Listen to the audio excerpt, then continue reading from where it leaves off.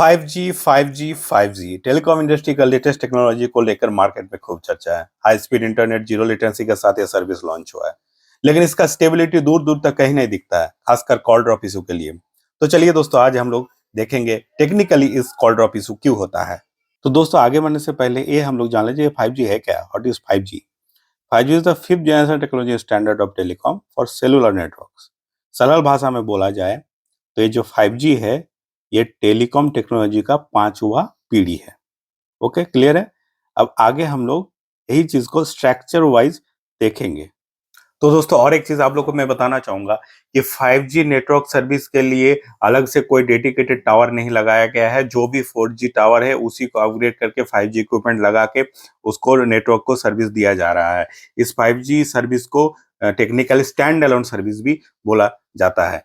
तो ठीक है दोस्तों, अब ये स्ट्रक्चर को हम लोग जानेंगे। स्ट्रक्चर में देखिए, यूजर है। यूजर मतलब जो मोबाइल यूजर, वो डायरेक्टली कनेक्ट है 5G नेटवर्क से। लेकिन एक चीज देखिए, 5G नेटवर्क जो है वो डायरेक्टली इंटरकनेक्टेड है 4G नेटवर्क से। इसका मतलब जो आपको मैं अभी बता रहा था स्टैंड अलोन सर्विस, मतलब 5G और 4G के बीच में एक इंटर कनेक्शन है। यही चीज हम लोग आगे जानेंगे और यही मेन फंडा है कॉल ड्रॉप का। तो स्ट्रक्चर को देखिए। स्ट्रक्चर में जो यूजर 5G सिग्नल के साथ 5G नेटवर्क के साथ कनेक्ट था, वो किसी कारण से डिस्कनेक्ट हो चुका है। इस डिस्कनेक्शन को हम लोग टेक्निकली बोलते हैं रेडियो लिंक फेलियर। तो ये रेडियो लिंक फेलियर होने के तुरंत बाद मिली सेकेंड में यूजर क्या करेगा, 4G नेटवर्क को एक कमेंट देगा कि सेकेंडरी सेल ग्रुप जो है वो फेलियर हो चुका है। मतलब 5G को हम लोग बोल सकते हैं secondary cell group and 4G को बोल सकते हैं प्राइमरी सेल ग्रुप। हाँ, तो जब यूजर 4G को कमेंट दे रहा है कि secondary cell group has been failure, तब 4G क्या करेगा, 5G को एक कमेंट देगा कि आपके साथ जो यूजर कनेक्ट था वो डिस्कनेक्ट हो चुका है, आपको रीच नहीं कर पा रहा है, तो आप जो है उस यूजर को रिलीज कीजिए।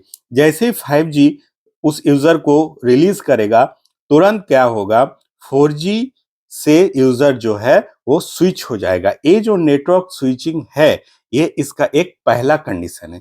इसका एक दूसरा कंडीशन भी है। मतलब पहला कंडीशन क्या हुआ कि यूजर 5G नेटवर्क को रीच नहीं कर पा रहा है, इसीलिए 4G में नेटवर्क स्विच हो रहा है। दूसरा एक कारण है जो आगे स्ट्रक्चर में हम लोग जानेंगे।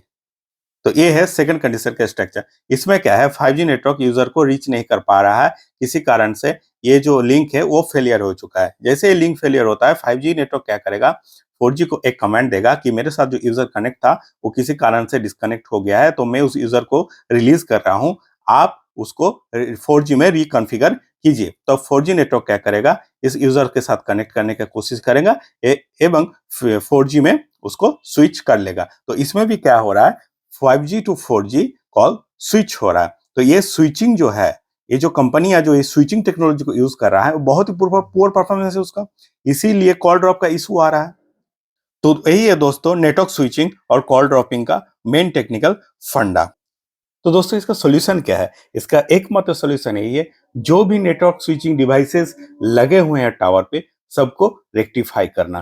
क्योंकि ये कंपनी है, जितना जल्दी ये स्विचिंग डिवाइसेस को रेक्टिफाई करेंगे, उतना ही जल्दी हम लोग इस 5G सर्विस को 100% यूटिलाइज कर पाएंगे।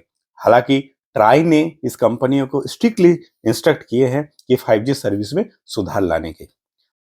तो दोस्तों, ये वीडियो आप लोग को अगर इन्फॉर्मेटिव लगा है तो लाइक कीजिए, शेयर कीजिए एंड चैनल को जरूर सब्सक्राइब कीजिए।